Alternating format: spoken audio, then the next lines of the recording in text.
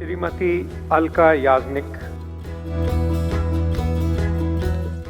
90 के दशक में अपनी मखमली आवाज से करोड़ों दिलों पर राज करने वाली बॉलीवुड की legendary playback singer Alka Yagnik को हाल ही में देश के प्रतिष्ठित पद्म भूषण सम्मान से नवाजा गया। यह हर भारतीय और संगीत प्रेमी के लिए बेहद गर्व का पल है। लेकिन राष्ट्रपति भवन से आई इन तस्वीरों से जहां एक तरफ फैंस का सीना गर्व से चौड़ा हो गया, वहीं दूसरी ओर हर आंख भी नम हो गई। मीडिया रिपोर्ट्स के मुताबिक देश का इतना बड़ा सम्मान लेने पहुंची अलका याग्निक बेहद भावुक नजर आई और उन्हें चलने के लिए सहारे की जरूरत पड़ी। समारोह के बाद वो व्हील चेयर पर भी बैठी दिखाई दी। सम्मान मिलने के बाद अलका जी ने खुद अपने आंसू रोकते हुए कहा, मैं इस समय अपनी जिंदगी के सबसे मुश्किल और दर्दनाक दौर से गुजर रही हूं। आखिर अलका याग्निक को अचानक क्या हुआ? उनकी ये तस्वीरें देखने के बाद क्यों ये लोगों में, उनके फैंस में जानने की इच्छा होने लगी कि अलका याग्निक पिछले 2 सालों से कहां थी? 2 सालों से संगीत की दुनिया से पूरी तरह से दूर थी। उनको क्या हुआ है? बहुत से लोग सोच रहे हैं कि अलका जी अचानक व्हील चेयर पर क्यों नजर आने लगी। खबरों के मुताबिक करीब 2 साल पहले एक दिन अलका याग्निक जब फ्लाइट से उतरी तो उन्हें अचानक महसूस हुआ कि उन्हें कुछ भी सुनाई नहीं दे रहा। मतलब कोई कुछ बोल रहा है, उनको सुनाई नहीं दे रहा है।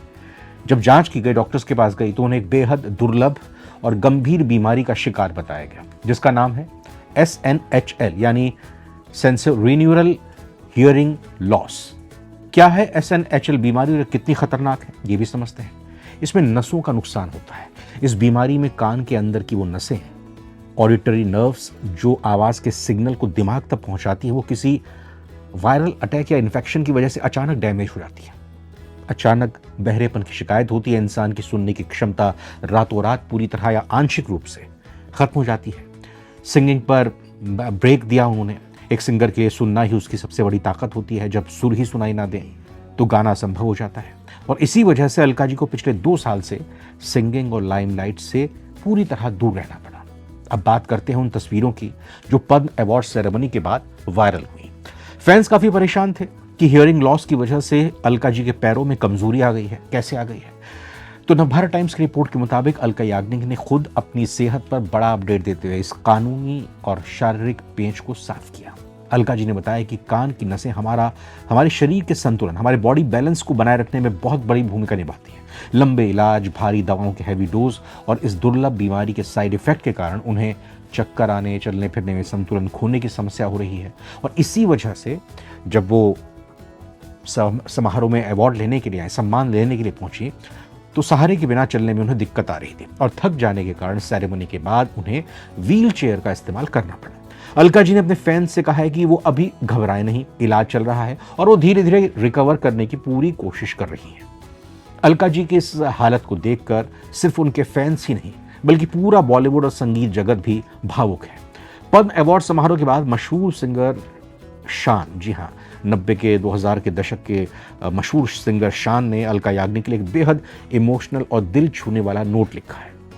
शान ने अलका जी को ढांढस बंधाते हुए कहा है कि अलका जी, आप हमारे गर्व हैं, हमारी शान हैं। इस मुश्किल वक्त में आपका ये हिम्मत देखकर हमारे दिल में आपके लिए सम्मान और ज्यादा बढ़ गया है।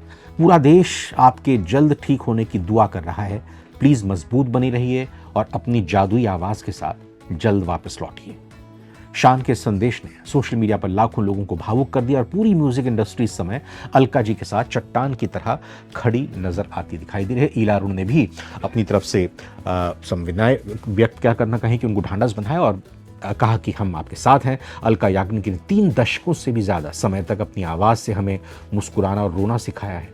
आज जब वो अपनी जिंदगी की सबसे मुश्किल इस परीक्षा से गुजर रही हैं, तब उन्हें हमारे प्यार और दुआओं की सबसे ज्यादा जरूरत है। पद्म भूषण मिलने पर अलका जी को ढेर सारी बधाई और हम सब ईश्वर से प्रार्थना करते हैं कि वो इस गंभीर बीमारी को हराकर जल्द से जल्द ठीक हो जाए।